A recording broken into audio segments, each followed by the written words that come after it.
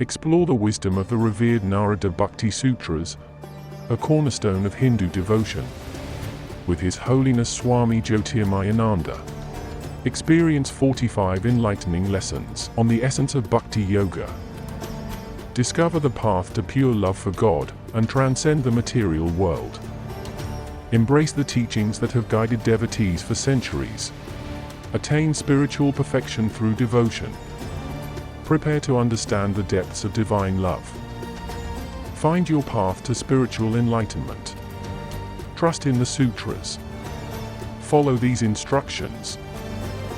Be blessed with devotion. And now, His Holiness Swami Jyotirmayananda.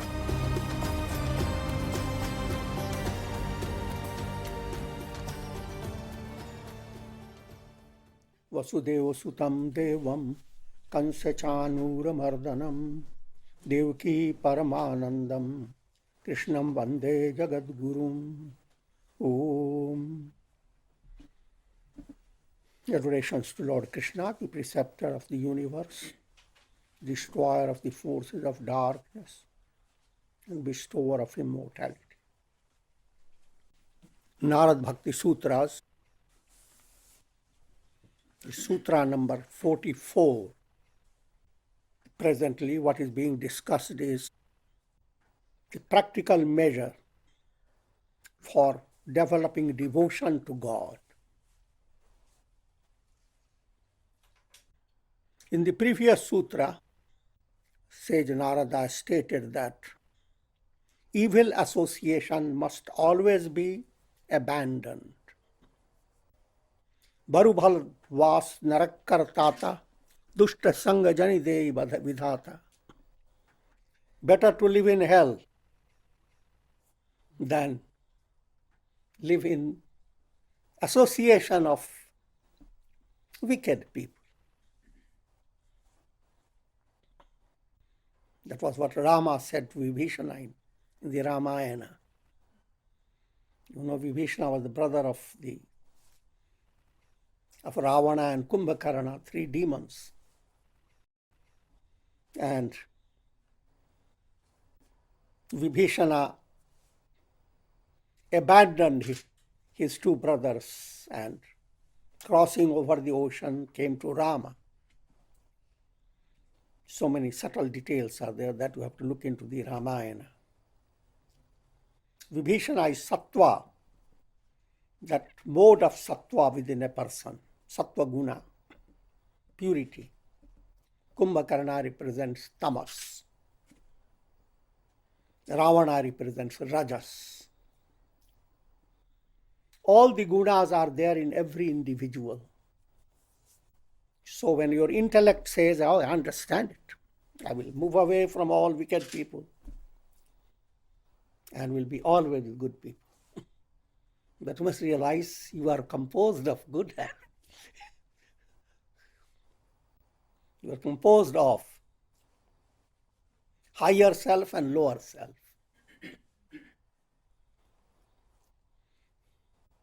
And your target is how to promote more of sattva. So the higher in you, higher self in you asserts its mastery. Lower self will be always there. Just like we live with pets, dogs and cats and goats and whatever.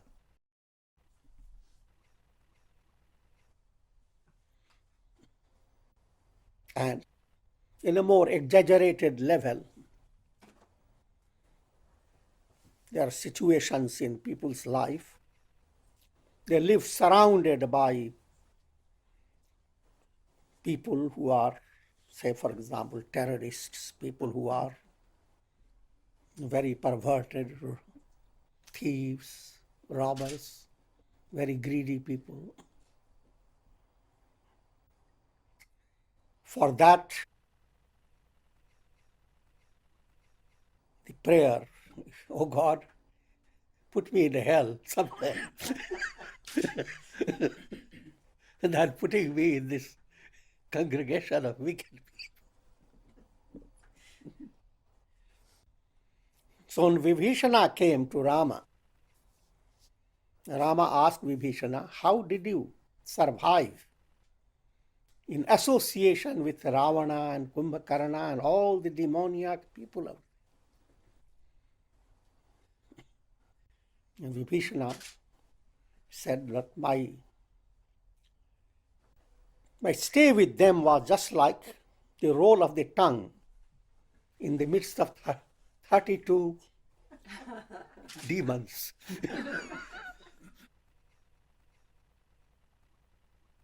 If you have all the 32 teeth, then that applies to. Otherwise, you can subtract a little.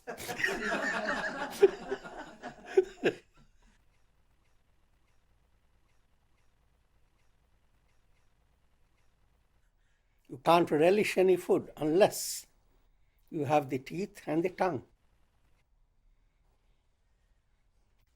And the tongue has to manipulate itself with such adaptability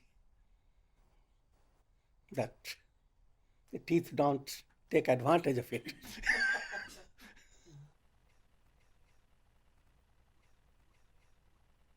That adaptability has to develop.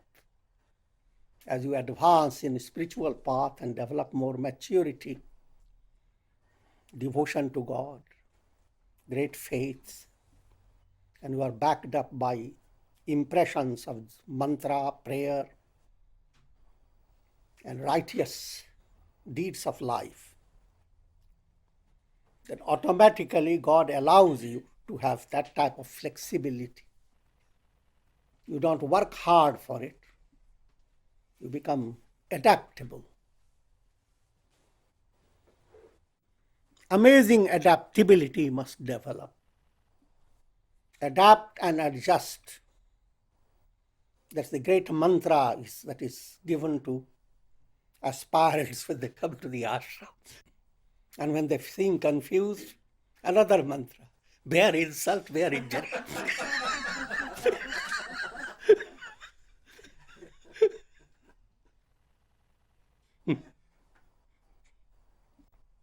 That's the highest sadhana to begin with. Now I'll lead you to deeper. Satsanga.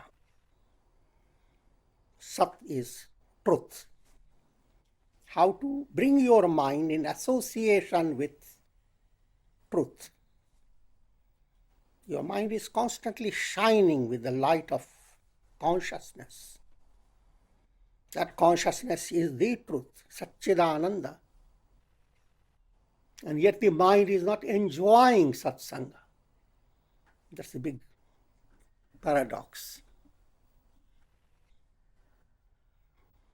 However, led by spiritual guidance, good karmas, grace of God, your mind turns towards study of scriptures, practice of yoga, guidance of guru, and so forth. Then that's called satsanga. So satsanga in a broad level is what we are doing. People come together to listen to the teachings given by sages through the scriptures. Any effort for praising God, praying to God, an effort made in congregation, that's satsanga in general. But subtler form of satsanga one has to go on exploring and understanding. When your intellect comes in touch with Sat, it's called Sanmati. Sabko Sanmati de Bhagavan. May God give good understanding in every person. I'm just giving the importance of the term Sat. When your conduct is righteous, things that you do, they're called sadachar. When you deal with people in a righteous way, it's called sadvyavahar. So if you are practicing satsanga, then you have to follow all these sats. Your conduct has to be righteous. You are practicing satsanga, and feeling very serene and calm, and someone suddenly caused some irritation in your mind. Now suddenly you shout at the person and say nasty things. In your mind, this person interrupted my satsanga. In reality, you became bad association for that person. So there are subtler points as to one has to understand. Satsanga is not just coming to satsanga, but sadvyavahar. In dealing with people, how can you bring out the fragrance within you? Keep the onions hidden.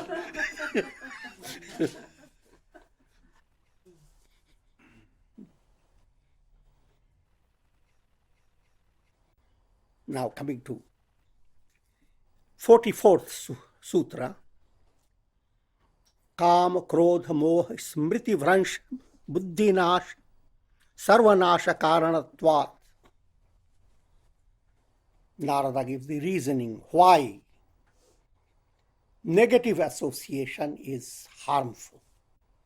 And this statement is based upon Bhagavad Gita. Lord Krishna says, Dhyayato vishayan punsah sangasteshu pajayate sangat sanjayate kama kama krodho vijayate, and so forth. It's very important. It comes in chapter 2. Gives the psychology of how the mind leans towards negative association and what happens. Dhyayato vishayan punsa. If you go on thinking of vishaya, vishaya means objects of the senses. Here you have to understand, objects of the senses can't be shut out.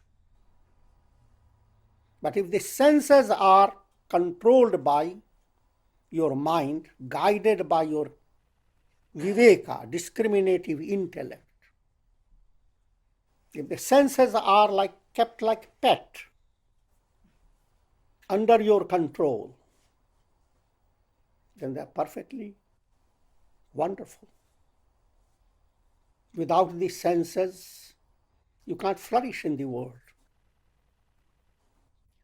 Dhyayato vishayan.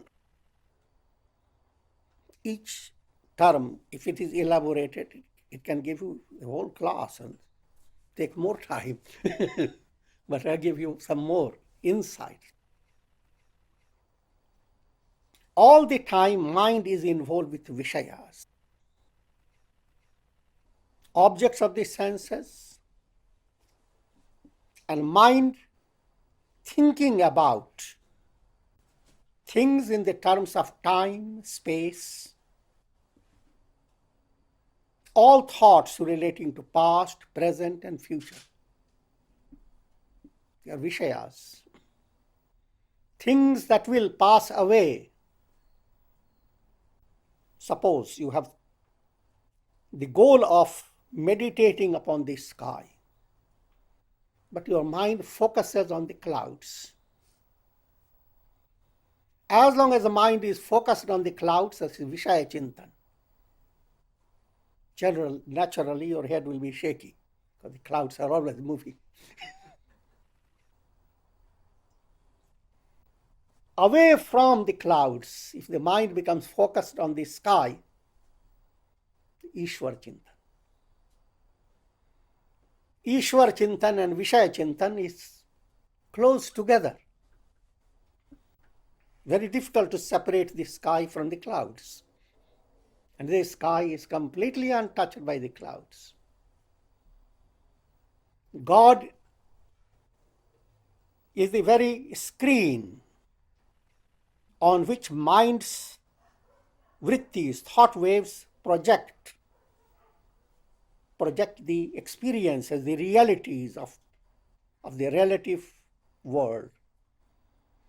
So mind goes on projecting. Vishayas are those which are in the realm of mind and senses. So if you are worrying about the past, why certain things happened, worrying about the future, how things are going to happen. Every day you hear about earthquake going this way or that way, and suppose it came closer. All that is called Vishaya Chintan. Human mind is constantly engrossed in Vishaya Chintan, day after day. Another point is there, it is also in degrees. Sometimes your mind is more laden with illusions of objects, sometimes less. So Vishayas come under three gunas. Tamasa. You think of those objects that arouse anger in you. See, you have the choice. The world has everything here. People become sometimes very clever and smart and agitate themselves and agitate others for smallest reasons. So, if tamas develops in you, you are turning towards demoniac qualities, anger, hate, revenge, and those things please the mind. This may seem strange. There are people, if suddenly stressful situations are taken away from their life, they will have heart failure.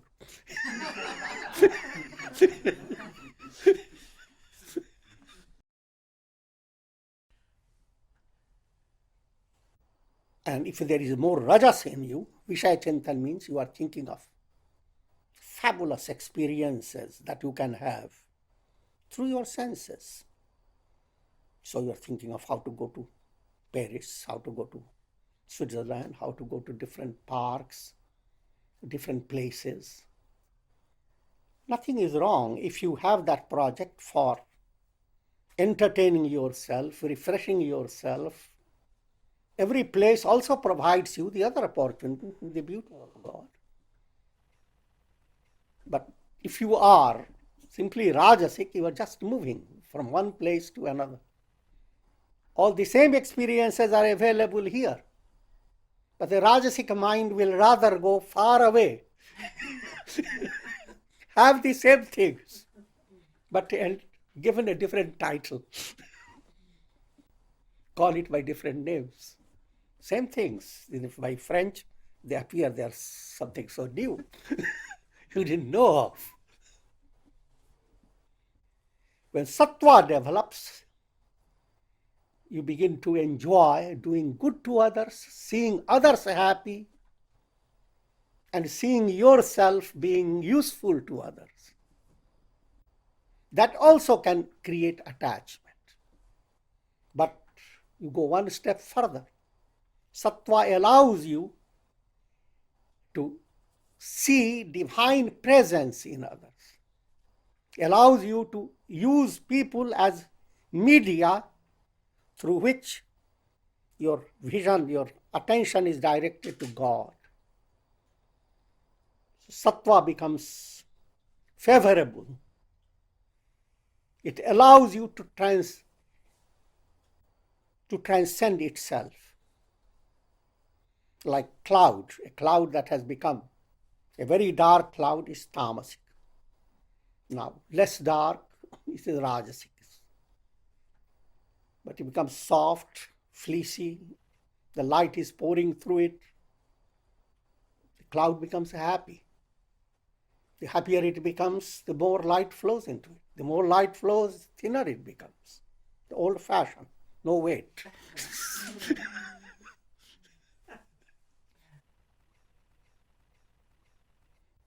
The shining cloud dissolves. That's called Triguna Atita. You have transcended that also. I've given you a very broad understanding of Vishaya. All objects in the world, all enjoyments, whether they are done by the senses, through your mind, through your reflection, all enjoyments that come in the three levels of rajas, tamas, sattva, they are Vishaya.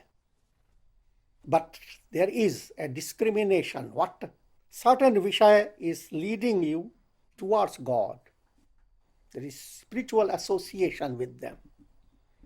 Say, for example, remember satsanga, you remember temple, you remember Ishtadevata, you remember this and that. They are in the realm of the world, but they are directing your attention to God. So they are becoming an aspect of satsanga.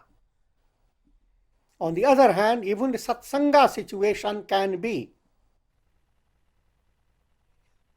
a kind of Vishaya Chintan. It all depends upon the mind. You may be in satsanga and you may have just bought wonderful shoes of very rare value. And you suddenly forgot where have you put them. Everybody comes, you think somebody is taking them away. So if you remove satsanga, your mind doing Vishaya Chintan.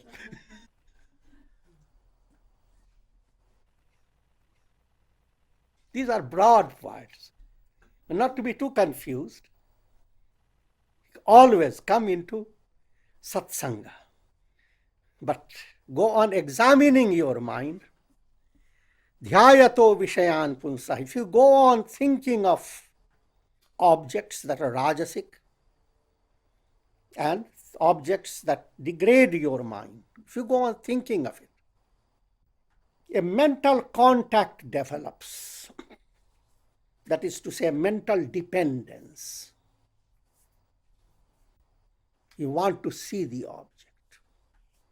You want to be in touch with the object.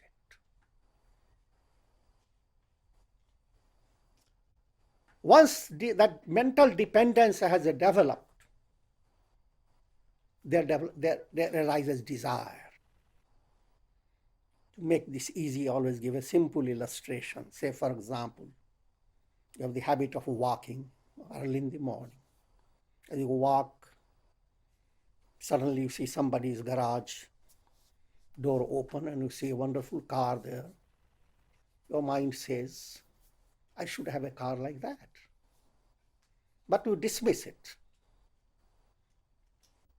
Next day, that's your habit to follow the same path, so go the same way. Next day, again, this time you talk to the neighbor, get more information about it. Can I touch it? Can I see it?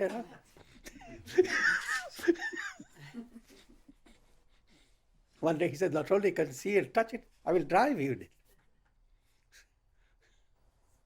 So, all the while you are thinking just a simple, you are gathering information, no harm in it. But your mind is becoming more and more glued to the idea that you should have that type of thing. You must know this, I'm using just a sample. Once it has developed, now reason will not work. You will not start thinking how much it will cost. Do you have the money enough to get it? And what are the results? All that is shut out. I must have it. Oh God, only give me that.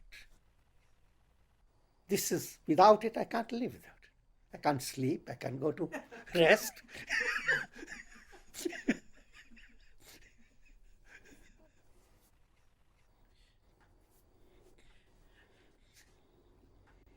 Now, only two possibilities. You get it. Use your effort and resources and you get it. And most times you may not be so fortunate. You may not get it. Suppose you did not get it. Mind becomes agitated. And you look for the cause. What interrupted your getting the object of your desire? And anger develops. It is because you don't have money. And then you think of the banks, and think of the government. You have not handled the money well.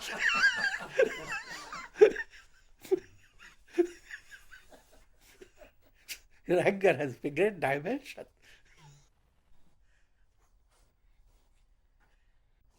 And if you get the object,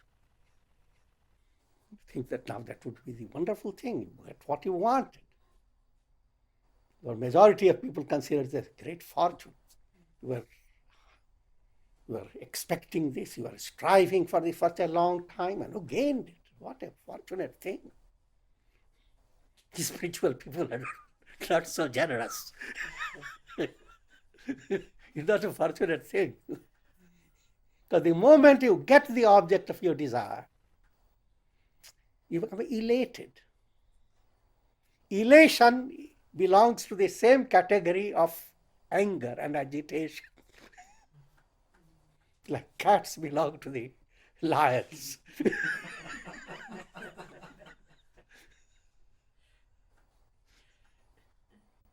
So when you are elated, you are not yourself.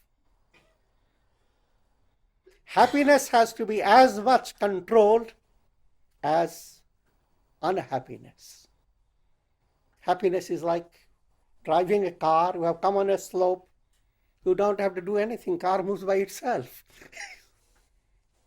But there you have to be more cautious because it is not under your control. So don't start enjoying it. When you become fortunate, things come to you according to your desire.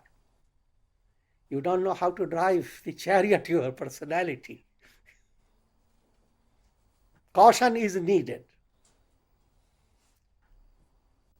So whether you become angry or agitated because you didn't get it, or you become elated because you got it, both ways you have lost your reasoning. You are not guided by your intellect. You are guided by your ego. Kamat krodho bhijayate. Gita uses the term krodha,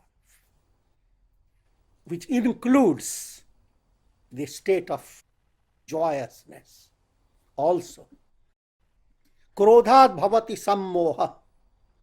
If your mind is agitated because of anger or because of elation, moha develops, delusion.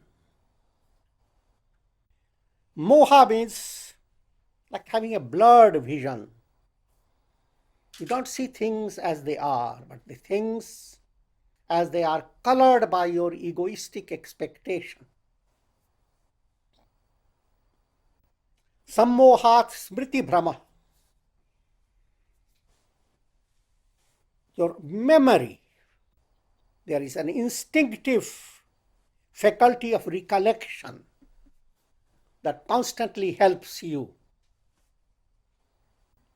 If mind is highly pure, the memory turns into a form of recollection, a form of revelation that deep down I am the eternal spirit. That's the healthiest memory. I am a ray of God. Everything moves away. Otherwise, there is sattvic memory. Mind retains the good things and that's very helpful. Or rajasic memory. Mind retains only things that have been so enjoyable at the level of senses. Or tamasic memory, mind remembers all ugly things. Anger, hate, etc. Sometimes that memory continues for years. But in the midst of all this type of memory, there is intuitive recollection. That's called real memory, dhruva smriti. That's what you are working for. As if you have forgotten what you are. And satsang is constantly reminding you, allowing you to recollect that as spontaneously as you recollect something that you have forgotten. But now, because of moha, Smriti Brahma, the memory is lost. Smriti Bhranshat Buddhi Nasho.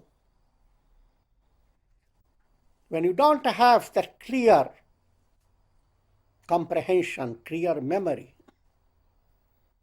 intellect doesn't function anymore. Intellect is there. In the beginning, the intellect was creating some gesture that can obstruct your movement, some gesture to impede your movement. But intellect doesn't do that anymore. In other words, you are under the sway of your lower self, and intellect doesn't want to interfere in it. Buddhinashat pranashyati. If your intellect has been paralyzed, then your entire life's movement is moving towards destruction. Figurative term, there is no absolute destruction, but you are falling down. Now, reverse that process. I try to compose in the same line. Dhyayato Bhagavan Punsa. Instead of dhyayato Vishayan, instead of thinking of object constantly, think of God constantly. God and godly things, divine attributes. Satsangasteshu pajayate. That will result in not ordinary attachment, but good attachment, satsanga. Satsangat jayate nishkama. If you have more satsanga, instead of kama, desire developing, desirelessness develops. And nishkamat akrodha vijayate. Akrodh, instead of developing anger, absence of anger. Akrodhad bhavati asammoha. If you have absence of anger, there will be no loss of reasoning. Moha will not delude your intellect. That's called amoha, niramoha. Moha will move away. Delusion will move away. Asammohat smriti labdhi. If you don't have moha dominating your mind, there is awakening of your intuitional revelation. Smriti labdhat prajna prapti. If you have that divine memory, I am that, prajna prapti, you no longer operate on the basis of intellect. Intellect has turned into prajna, intuitive intellect. Prajna praptu vimuchyati. And if you have attained that state, you attain liberation. So I followed the same sequence. That sequence that tells you how the mind falls also tells you how the mind will rise. Thinking of object, becoming attached to the object, developing desire, desire being interrupted, developing anger and agitation, thereby losing the balance of your, rather purity of your intellect, and ultimately being led to downfall. Reverse it. Give your mind more and more opportunity to turn towards sattva, things that elevate the mind, bring to your mind a sense of compassion, joy, friendliness, cheerfulness. Bring out good within you and allow others to develop goodness in them. And that becomes a great adventure in a person. To see goodness in yourself, and to a great surprise, people who look like crows, they become swans.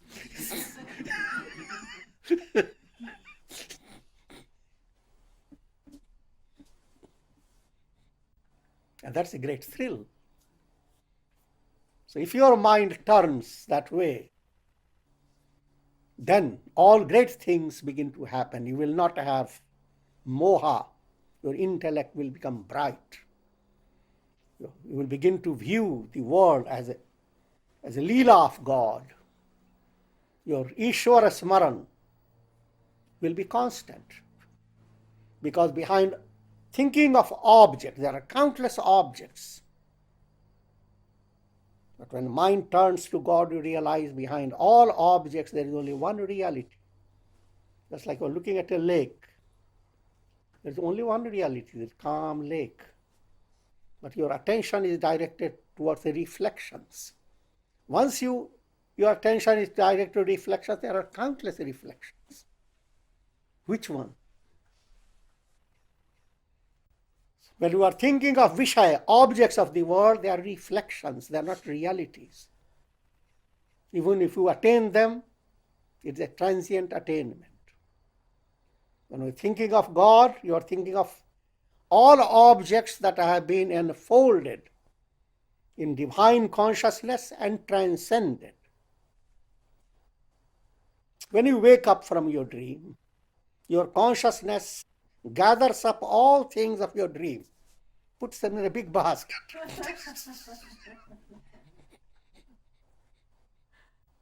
And transcends them. How do you wake up? Gathering all things of your dream. In the same way, the enlightened state allows you to discover, you have that intrinsic consciousness that can enfold the entire universe and transcend it. Don't carry it like a big baggage. The lake that has created countless reflections within itself enfolds all reflections within itself and transcends them. The lake has nothing to do with the reflections. So Vishaya Chintan is constantly going after reflections, going after apparent reality. Ishvara Chintan going after the reality. That one has to figure out, and it's a progressive movement. You can't just suddenly turn away from Vishaya to Ishvara. But bring God in the objects of your day-to-day life, in your reality. In degrees, begin to recognize God. Never leave Him behind. In all these big problems people are trying to resolve in the world, they always leave God behind.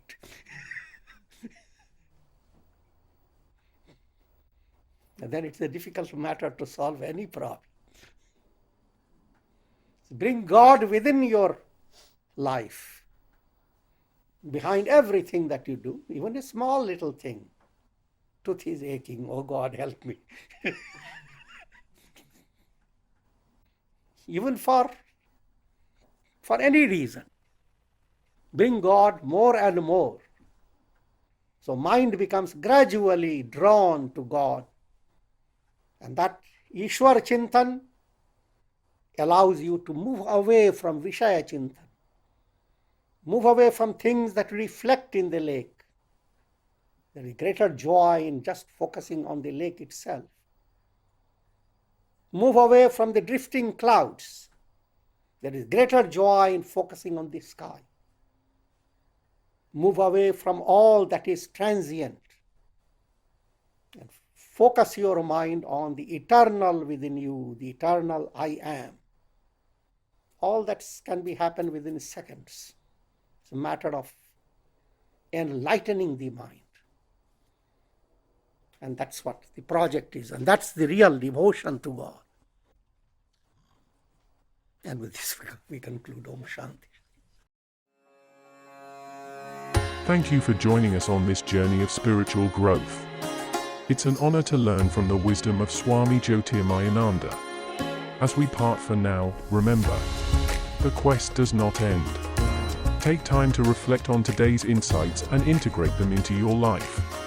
Until next time, stay open, stay curious, Stay present. The light within you is always shining.